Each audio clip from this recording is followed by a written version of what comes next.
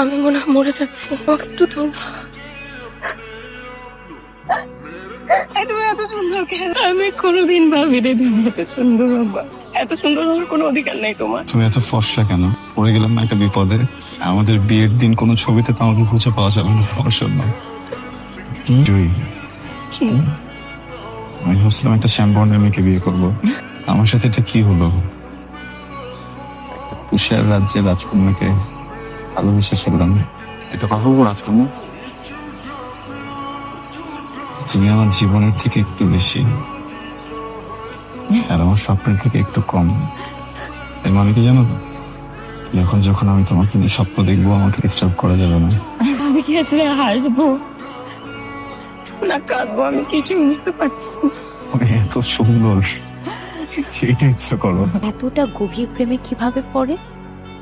আমার মনের মাঝে প্রশ্ন জেগেছিল, যদি রাতুল দেখতে আমার মনের মতো না হয় তাহলে কি স্বার্থপর আমি ঠিক এভাবেই ওকে ভালোবাসতাম?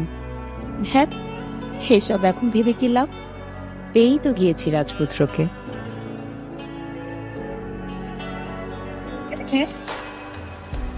মা একদম আমার মতো না, সরি মানে আমি একদম মার মতো না। আমি তীব্র অবিশ্বাস নিয়ে তার দিকে চেয়ে রইলাম।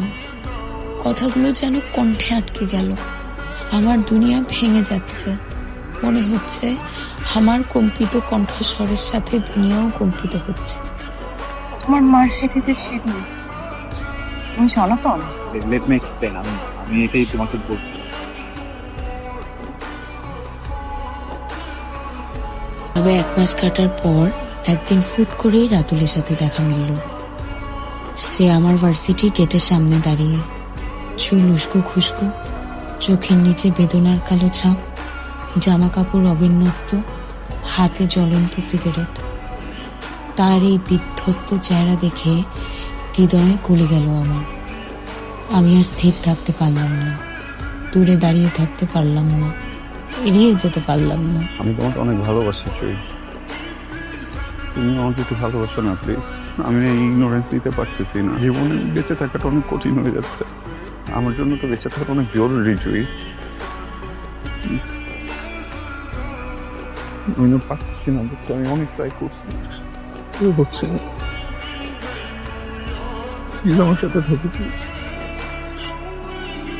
বাড়ি থেকে তো অনেক প্রেশার বিয়ের জন্য, আমার বাড়ি থেকেও তোমার বাড়ি থেকেও। এবার একটু রাজি হয়ে যাও না প্লিজ। আমি আমার ফ্যামিলিকে ম্যানেজ করে ফেলবো, মাকে ম্যানেজ করবো, মা মানবে আমি জানি। এক সাইড দেখলে তো হবে না রাতুল, আমার পরিবার কোনোদিন রাজি হবে না। আর এখানে তো আমার কোনো দোষ নাই। তুমি আমার কাছ থেকে একটা জিনিস হাইড করছো, করার কারণে আজকে আমরা এখানে দাঁড়ানো। তুমি আমার সাথে এটা হাইড না করলে হয়তো আমাদের একটা সুন্দর বন্ধুত্বের সম্পর্ক তো থাকতে পারতো না?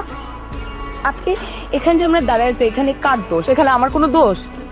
আমি কি করতে পারি রাতুল? তুমি কি আমার সাথে জোর করে থাকতেছো? তোমার কথা মনে হচ্ছে তুমি আমার সাথে থাকতেই চাও না, আমাকে ভালোবাসো না।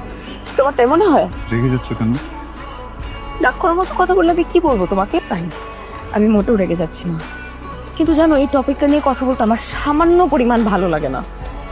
তোমাকে একটা কথা বলি, তুমি তোমার বাবা আমার পছন্দের বিয়ে করে ফেলো, আমি তোমাকে আটকাবো না, আমি তোমাকে কিচ্ছু বলবো না। আমি জাস্ট কোনোদিন বলবো না যে তুমি আমাকে রেখে আরেকজনকে বিয়ে করলা কেন। কঠিন ভাবে কেন কথা বলতেছো? আমার জন্ম, আমার ধর্ম, এগুলো কি আমার দোষ? তুমি কি আমার হাতে ছিল? ধর্ম তোমার হাতে ছিল না, কিন্তু আমরা এখন যে সিচুয়েশনে দাঁড়ানো এটা সম্পূর্ণ তোমার হাতে ছিল।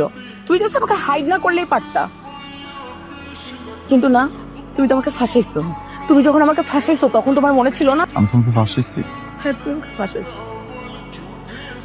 তুমি স্বার্থপর মতো একটা ডিসিশন নিছো, এবং তোমার এই স্বার্থপর মতো ডিসিশনের কারণে আজকে আমি এখানে দাঁড়াইছি। ঠিক আছে, সব ভুল আমার। এত টাফ হলো না, বুঝছো? আমি তো তোমার সাথে একটু বাঁচতে চাই, ভালো থাকতে চাই। এত টাফ হলে কিভাবে থাকবো বলো? আমি তো একটা তোমাকে চিনি, যাকে ভালোবেসে তোমার কাছে আসছি না, তাকে অনেক ভালোবাসি। এই তুমিটা যদি চেঞ্জ হয়ে যাও আমার অনেক কষ্ট হবে, বুঝছো? নিতে পারবো না, প্লিজ চেঞ্জ হও প্লিজ। আমি কখনো বিয়ের কথা বলবো না, আমি কোনো রকম কোনো প্রেশার দিব না। দেখো, তুমি তো একরকম, তাই না? এই মানুষটাকে আমি চিনি, যে মানুষটাকে আমি ভালোবাসছি, হঠাৎ করে যদি বদলে যাও আমি অনেক কষ্ট পাই, কিছু নিতে পারি না। এটা বদলানো। রাতুল তার কথা রেখেছিল, সে আর কোনোদিন বিয়ের কথা বলেনি। ততদিনে আমার গ্র্যাজুয়েশন শেষ হয়েছে। বাসায় বিয়ে নিয়ে নিত্য ক্যাচাল সহ্য করেও চাকরির পড়া করছি। রাতুলের ততদিনে পদোন্নতি হয়েছে, সে সাথে বদলে গেছে তার ব্যবহার। আমি তাকে তার বদলে যাবার কোনো কারণ জিজ্ঞেস করিনি, সেও বোধহয় বলার প্রয়োজন বোধ করেনি। পারছি না। বিয়ে করে ফেলো রাতুল। আমার আসলে তোমাকে কি বলা উচিত আমি জানি না। আমার সাথে যোগাযোগ বন্ধ করে দাও।